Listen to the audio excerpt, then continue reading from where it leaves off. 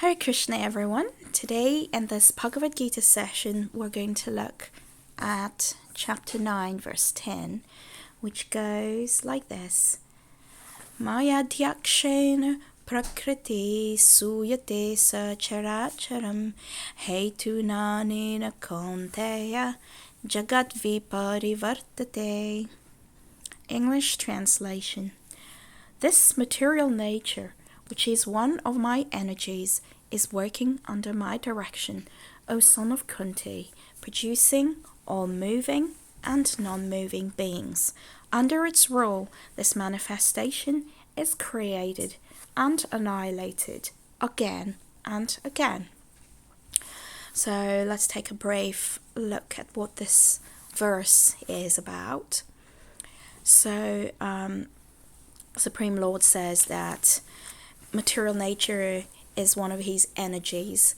So there's so many different energies that the Lord has: the spiritual energy, the material energy, and there's a Jivatma who are considered to be marginal.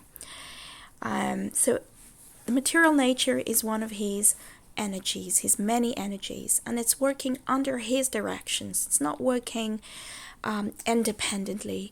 The Supreme Lord is directing, is supervising his energy. So the Supreme Lord actually, he's detached. It's his energy, but he's detached from all material activities. And we know that when there is an arrangement, then there must be a higher supervision. It just cannot happen on its own. So material nature, which is also known as Prakriti, is being supervised by Krishna. And this whole material world actually exists thanks to Krishna. If Krishna didn't infuse his energy, he didn't enter this universe, then it would not exist. So the Supreme Lord, by his mere glance, injects all living entities into the womb of material nature, and they come out in different forms, different species, according to their last desires and activities. So Krishna is the seed-giving father, and we have so many different species, 8,400,000 species of life. And he's our seed-giving father. So Krishna says he produces all moving and non-moving beings. So we know that matter is non-moving, and that's created by Krishna. And the moving beings would be all the living entities we mentioned, 8,400,000 species of life, according to the Vedas. The material world and nature's laws are so cruel and dangerous that in spite of our hopes and plans, the blazing fire of the problems of material existence continues. Every one of us is being controlled by this very powerful material nature of the Lord at every moment. So we have the three modes of material nature, and we're just like puppets in the hand. Sometimes we're in the mode of goodness, sometimes in the mode of passion, sometimes in the mode of ignorance, and most of the time there's a mixture of modes that's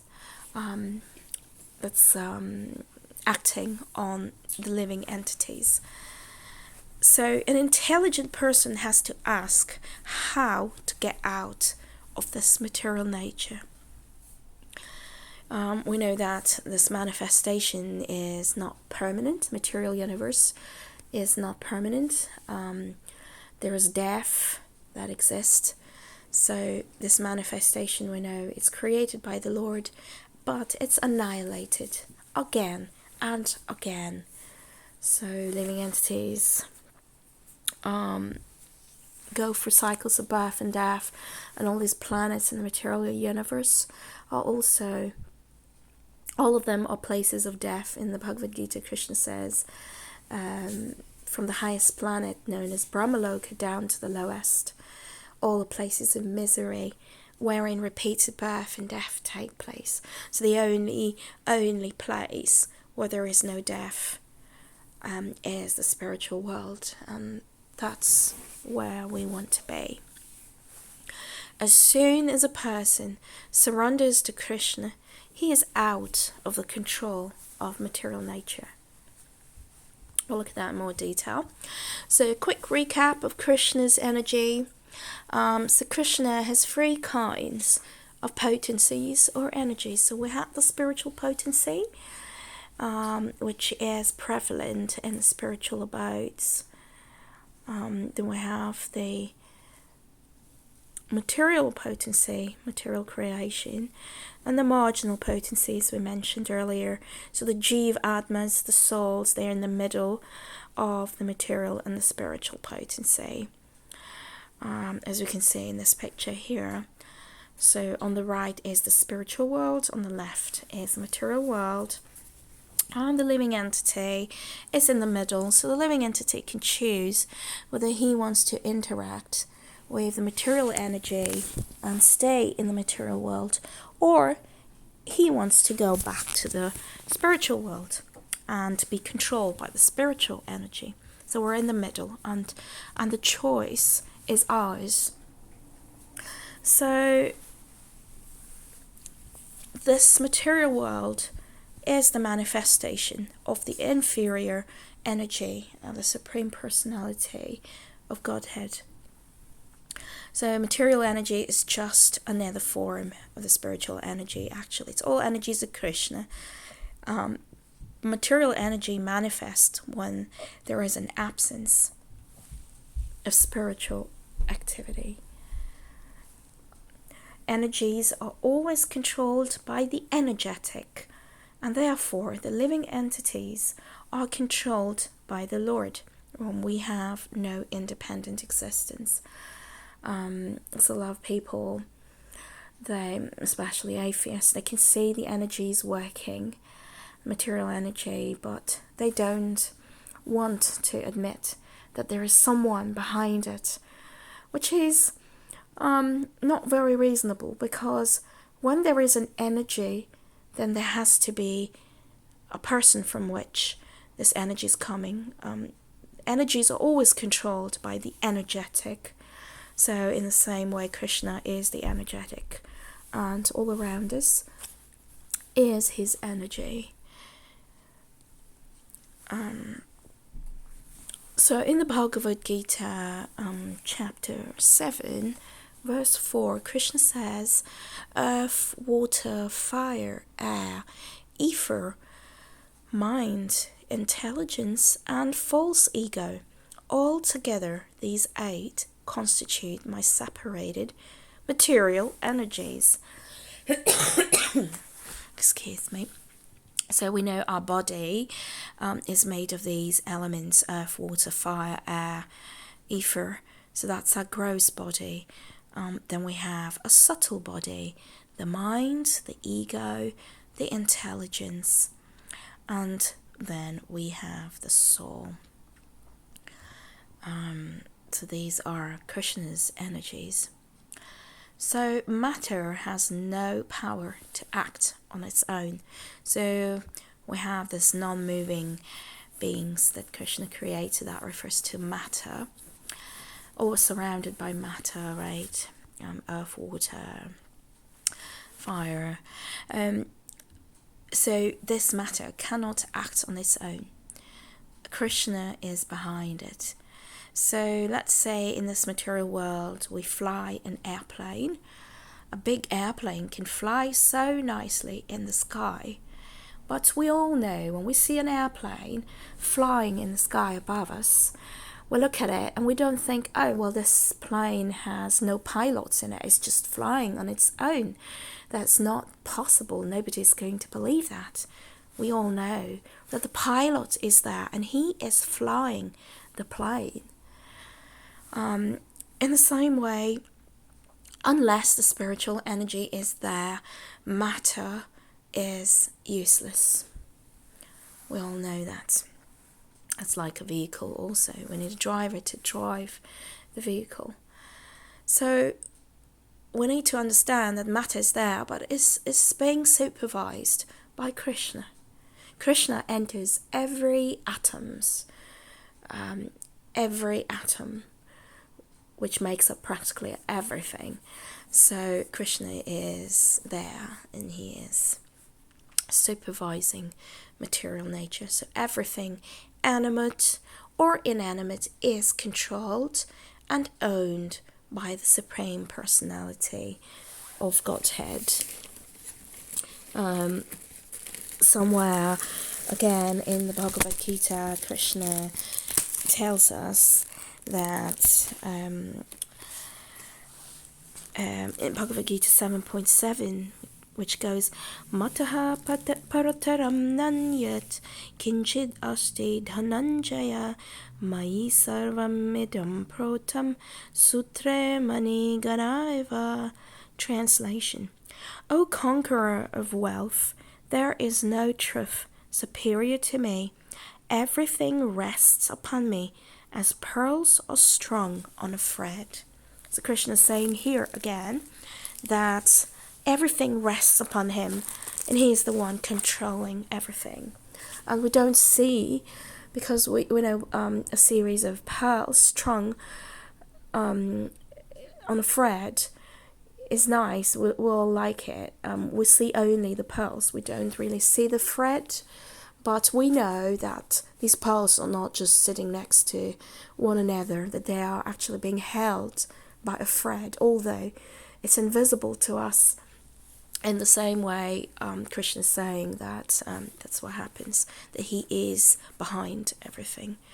So we know that the moon, let's take the moon, the sun, where do they get their glare from? The moonlight, the sunlight, where is this light coming from? It's the reflection of the Brahmajyoti, it's the reflection of the light, the brilliant effulgence from Krishna's body. Everything in this material universe, in this material world, is very, very organized, and it's not chaotic. It's all planned, organized, engineered in such a wonderful way, and Krishna is the supreme engineer. Let's take the sea, for instance. We all go to the shore sometimes, especially in summer. We enjoy a little picnic on the beach. Well, have we wondered, how is it that the waves know where to crash? That the waves don't just keep coming inland and just flood everything. So every time waves come, there is a shoreline where they crash, and they don't go beyond that. So how is this possible? We look out into the vast sea and we're thinking, why does the sea not just cover everything? Why is it so organized so it knows where to stop? So that's Krishna. That's Krishna controlling that. And let's take the example of the seasons. So we know after spring comes summer, and after summer is autumn, and after autumn is winter. So these seasons, they happen in a very organized way. It's not that one year we have spring followed by winter, followed by summer, followed by autumn, and the next year we have autumn followed by spring, followed by summer, followed by winter. It's always in a very set sequence, right? So how is this possible?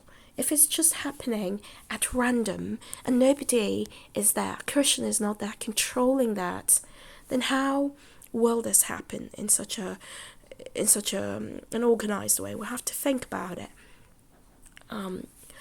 Let's take a seed. So when we plant, we sow a seed and we water it.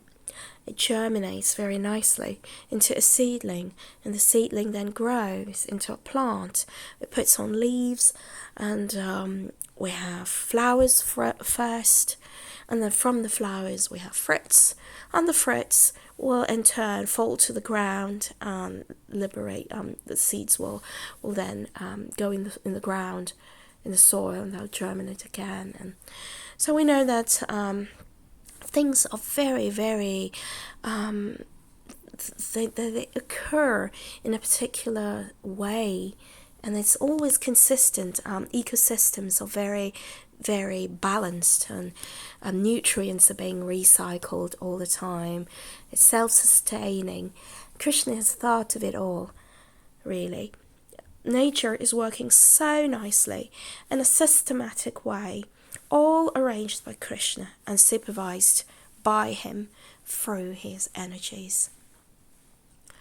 We don't have to be incredibly intelligent to understand that, because we can see it. So, to a small degree, we are also supervising material nature, right? We're taking earth, we're making it into bricks, and then we're building skyscrapers. We're using material elements that Krishna's provided for our own use. So we grow crops. Also, we use the soil, we grow crops, and we harvest, and we eat. So to a small degree, we're also supervising, but we're not the Lord and Master of all of this. We can never make anything from scratch. We're utilizing whatever has been provided to us by Krishna. And we need to be grateful for that. And we need to give back to Krishna. Otherwise, we're like thieves. We just take, untake, and we falsely claim to be the proprietor, enjoying it, and not really offering it back to Krishna. So that's the mentality of a thief. Our position is that we are actually controlled by material nature, and material nature is in turn being controlled by Krishna. So we see this picture here, as we mentioned before. These three pictures represent the modes of material nature, which are Krishna's energy again. So mode of passion, mode of ignorance, mode of goodness. And we're like puppets, and so every embodied living being is constantly under the modes. So our goal is to transcend these modes of material nature, be situated above them. Right, so creation, destruction, as Krishna says, let's take a look at the verse again.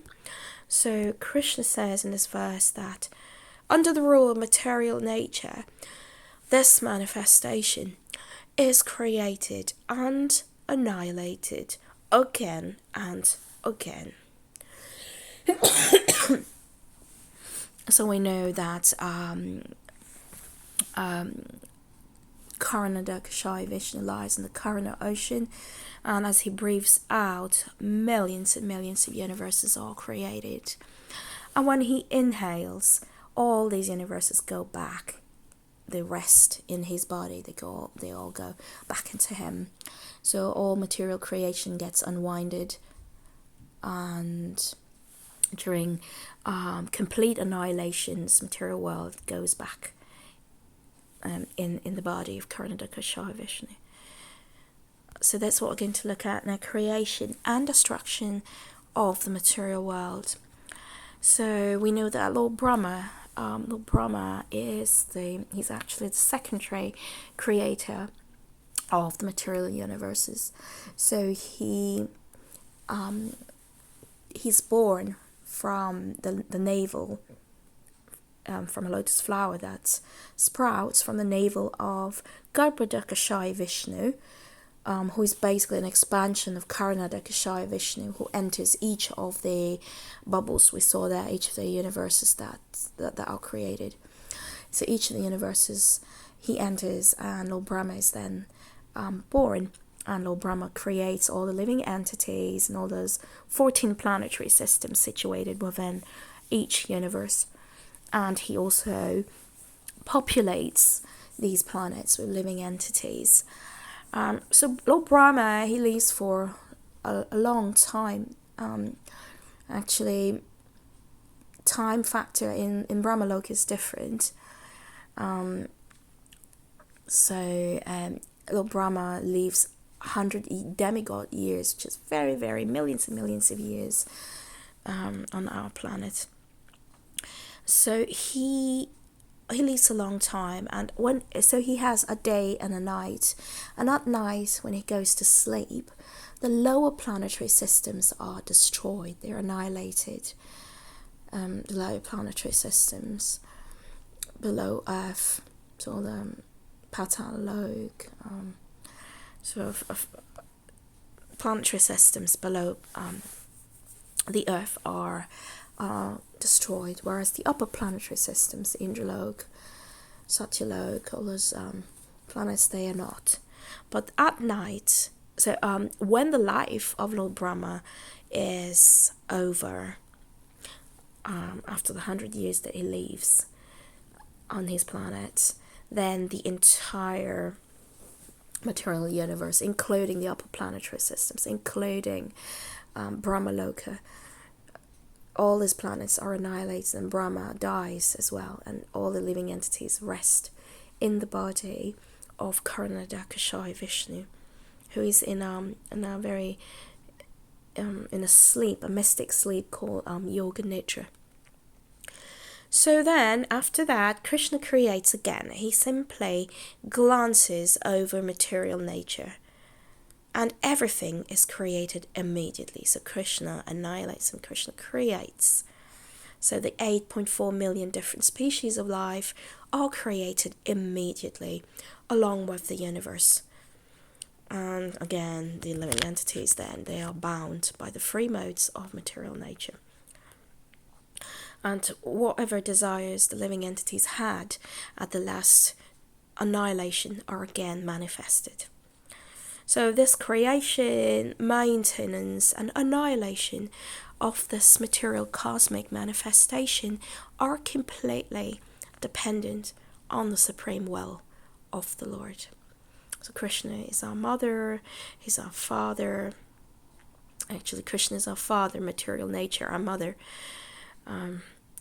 So let's take a look at the role of Durga Devi, who is the personification of material energy. And that energy of the Lord is called Mahamaya. Her trident, we know Durga Devi carries a trident, and we can see that. So a trident represents the three modes of nature, of material nature, which all living entities are subjected to. She is the guardian of the jail of this material world. So, and Durga Devi, Mahamaya, is an energy of the Lord, and she makes sure that living entities in this material world do not escape, and that they are in illusion. So we know about Maya, the illusory energy of the Lord, that makes us forget that we are the eternal soul, and our constitutional position is to be the servant of the Supreme Lord. So we're all subjected to this illusory energy, and so we forget our nature, and we try to enjoy our senses. We seek material happiness, so-called material happiness. We don't want to serve the Supreme Lord. We don't even remember him. The reason why this is happening is because we wanted to enjoy independently of Krishna, and so the Lord has transferred us here to this material world where we're each of us, we're trying to be the master, the Supreme Lord of everything we survey. Actually, Mahamaya is a great servant of the Lord. She's just doing her duty. It's a thankless task that she has. She's just serving. She's just serving the Lord. So I'm going to end here with a little story, and that's the story of Markandeya Muni. So Markandeya Muni, he's a great rishi. He was, in short, because of his austere vows and determined devotion, he was able to survive the annihilation of the universe. And he received the audience of Krishna, and he personally witnessed how the entire creation is contained within the body of the delightful Supreme Lord. So Markandeya Muni, he had taken the vow of perpetual celibacy, and he maintained this vow for 6 lifetimes of Manu. In the 7th Manu, Indradev, he felt a bit threatened, so he sent Kamadev and all other kinds of allurements to seduce him. But the rishi was undeviated in his celibacy and his devotion. So the Lord was very pleased by his complete focus, and he appeared before him as the Nara and Narayan rishis that we see here in this picture. So Markandeya obviously was very happy to see the Lord, and so the Lord was ready to benedict him as he desired. Markandeya Muni, he considered the audience of the Lord to be the highest benediction. However, that said, he was still intrigued by the Lord's illusory potency, Maya, which orchestrates the movement of the entire creation. Understanding his desire, the Lord agreed to grant him a vision of Maya. So he badly wanted to see Maya. So at that time the Lord smiled, because when he heard this request, he smiled ruefully, because the Supreme Lord prefers that his pure devotees stay away from his illusory energy. Because curiosity to see the illusory energy of the Lord sometimes develops into sinful material desires. Nonetheless, the Lord wanted to please his devotee, Markandeya, and just as a father who cannot convince his son to give up pursuing a harmful desire may let him experience some painful reactions, so he will then voluntarily desist. The Lord did that. So he smiled, and as he prepared to display the illusory potency to his devotee. So one day, a great storm suddenly appeared, bringing gushing winds, deafening thunderbolts, and torrents of rain. The waters of devastation violently appeared and flooded the three worlds.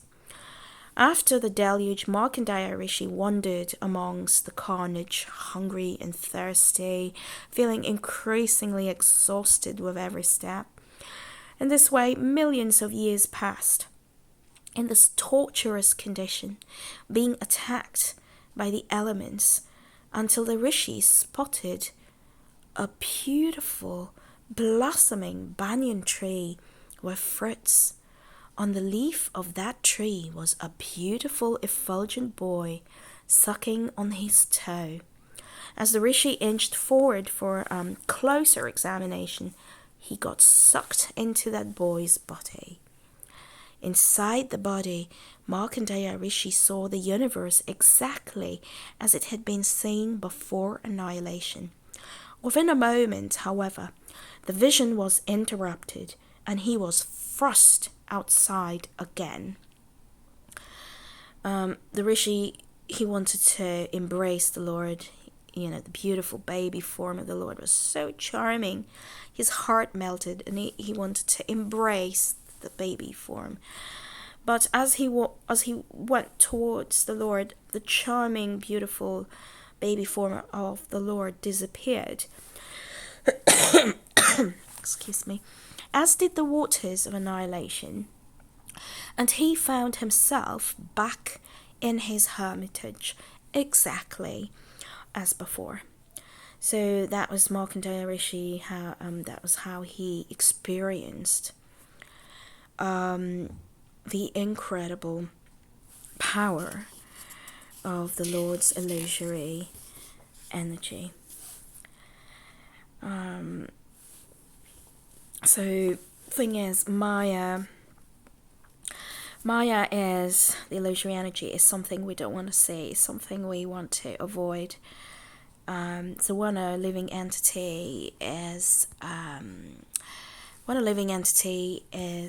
worshipping the Lord, engaged in service of the Lord, then the material energy state takes a step back, and we are put into the control of Devi Prakriti, which is the divine energy of the Lord, Radharani, Subhadra Maharani, spiritual energy that actually brings us closer to Krishna. So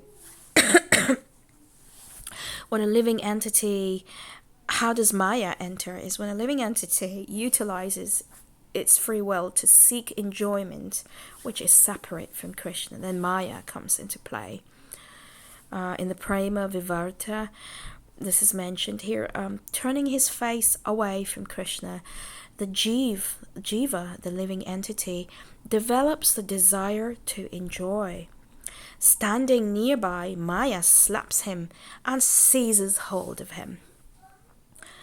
So obviously the Supreme Lord, he does not desire that a living being is illusioned by external energy.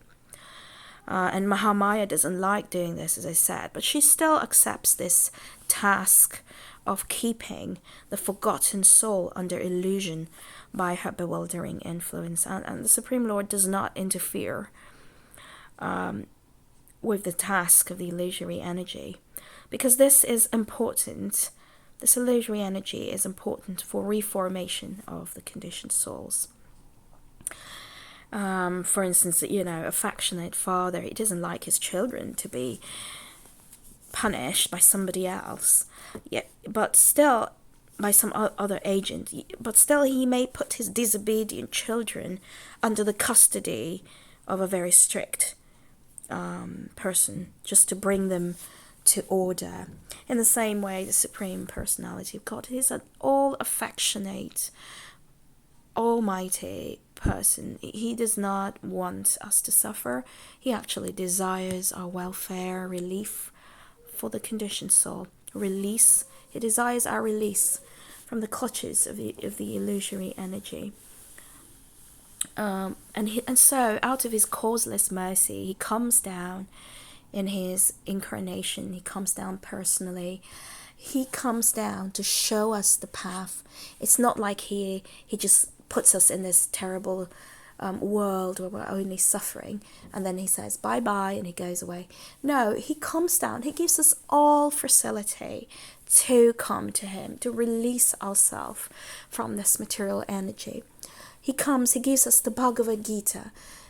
He teaches us how to surrender in the Bhagavad Gita, but we forget. And so he comes down as Lord Chaitanya Mahaprabhu to show us, to actually personally teach us how to do this surrendering process. He comes in the form of a devotee.